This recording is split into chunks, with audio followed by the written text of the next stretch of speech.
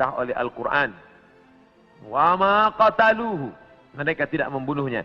Wa ma salabuhu, mereka tidak menyalibnya. Walakin syubbiha lahum, ada orang lain yang diserupakan dengannya. Bila ada orang berkata, kamu jangan kaji-kaji agama kami, jangan bahas-bahas agama kami, urus sajalah agama kamu. Lakum dinukum waliyadin, kami tidak mungkin membahas. Shalom saudara-saudara, berjumpa dengan saya Pendeta Rio Pasaribu. Selamat datang di channel kita, yaitu channel TV Kabar Baik, channel kita bersama. Jangan lupa dukunglah selalu channel ini supaya channel ini bisa menjadi berkat bagi banyak orang lebih lagi. Kiranya Tuhan Yesus membalas kebaikan saudara yang selalu mendukung channel ini, baik itu mendukung dengan cara like, komen, dan subscribe, maupun mendukung secara dana. Puji Tuhan, saudara-saudara, di video kali ini kita mau membagikan video cuplikan, ya, video cuplikan bagaimana ada seorang Dr. Bambang Nursena, ya, membungkam setiap perkataan yang mengatakan bahwa Yesus itu tidak disalib, Yesus itu tidak mati. Nah, Dr. Nursena ini dengan berani mengatakan, khususnya kepada Ustadz Abdul Somad, Ustadz Kainama, bahkan banyak lagi yang mengatakan Yesus tidak bangkit, Yesus tidak disalib, ataupun Yesus tidak mati. Dr. Nursena ini mengatakan, kalau engkau mempercayai Alkitabmu demikian bahwa Yesus tidak disalib ataupun Yesus tidak mati, itu tidak akan selesai-selesai. Lebih bagus ku tutup kitabku, tutup kitabmu. Kita lihat sejarah bahwa memang betul dan benar bahwa Yesus itu telah mati, Yesus itu disalib. Puji Tuhan. Seperti apa video cuplikannya? Mari kita saksikan video berikut ini. Kita memberitakan Yesus yang disalib, salib yang diberitakan. Tapi di luar orang kan Yesus nggak disalib. Lah, anehnya yang mengatakan Yesus nggak disalib itu lebih pede ketimbang yang mengatakan setiap minggu kita mengatakan yang disalibkan pada masa pemerintahan Pontius Pilatus. Itu kan kredo sejarah, bukan sekedar kredo iman. Jelas yang nyalib siapa, di zaman siapa. Masa begitu kurang pede? Hanya dikalahkan oleh tafsir sebuah kitab suci yang muncul ratusan tahun setelah peristiwa. Benar, pasti Nabi Isa melanjutkannya. Yang menghancurkannya Nabi Isa sendiri. Yang mengatakan itu patung dia, maka itu dibantah oleh Al-Quran. Wa ma qataluhu, mereka tidak membunuhnya. Wa ma salabuhu, mereka tidak menyalibnya. Walakin syubbiha lahum, ada orang lain yang diserupakan dengannya. Bila ada orang berkata, kamu jangan kaji-kaji agama kami, jangan bahas-bahas agama kami, urus sajalah agama kamu. Lakum dinukum waliyadin, kami tidak mungkin membahas agama kamu kalau Allah tidak menyebutkannya dalam Al-Quran. Jadi sebetulnya dalam konteks evangelisasi yang perlu diluruskan itu adalah minder wardahait kompleks kita ini loh. Ini harus kita hilangkan dulu, jangan minder lagi. Karena apa? Soal penyalipan misalnya.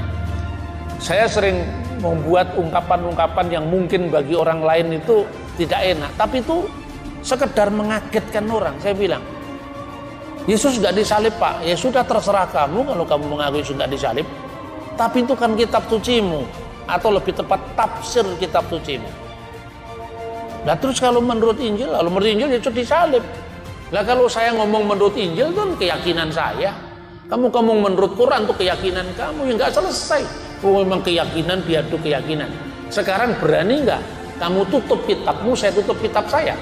Lah untuk apa? Ya cari sejarah saja. Wong Yesus itu pernah hidup di fakta sejarah. Dia kan sosok historis. Masa nggak ada catatannya? Ayo sekarang berani nggak? Saya tutup Alkitab saya. Kamu tutup juga kitabmu. Yesus disalib apa? Pasti disalib Yesus itu.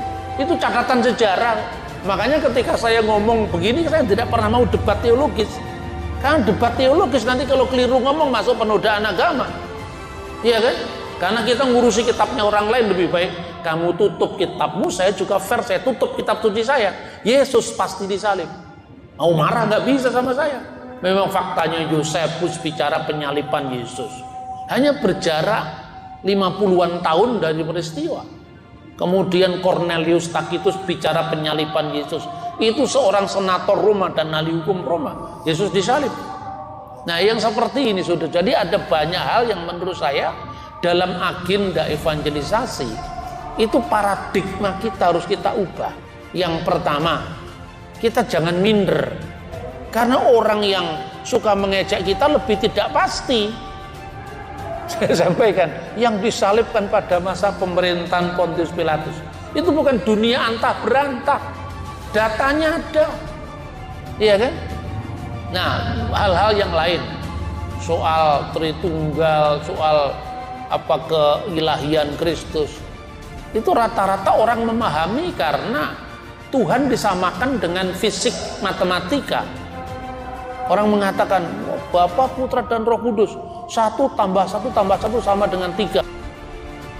Padahal umat Kristus sendiri yang bilang bahwa Tuhannya lebih dari 1. Nggak mau 1, gimana sih?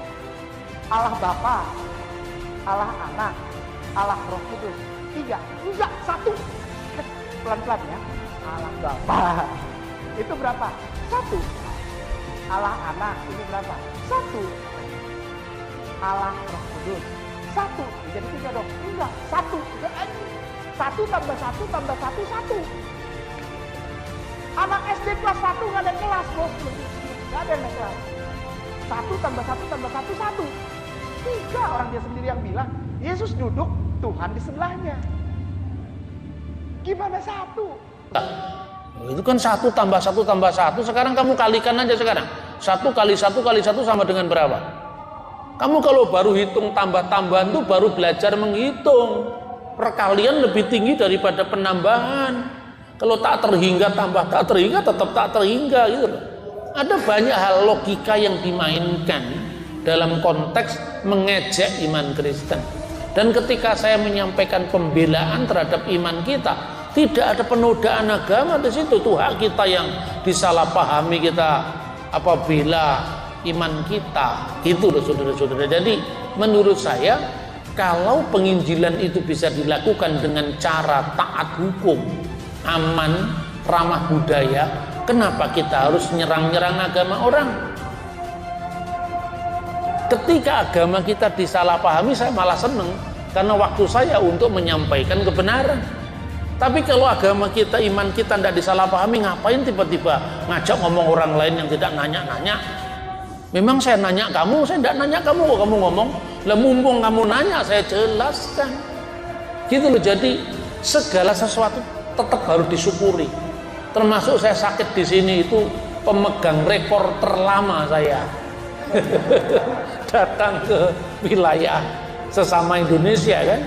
Ini bayangkan saya di rumah sakit 5 hari. Setelah itu disuruh istirahat 2 minggu lagi. Itu terlama itu. Tapi ya tidak apa-apa, sekalipun kadang-kadang ya rindu rumah. Tetapi kalau saya lihat banyak teman-teman panitia sampai panitia yang dibubarkan, saya juga ikut di sana. Saya punya keluarga baru di Kendari dan itu belum pernah saya lakukan sebelumnya. Karena itu saya mengucapkan terima kasih karena atensi dan semuanya yang sudah diberikan pada saya dan istri. Saya nanti pasti akan kembali ke sini lagi. Terima kasih.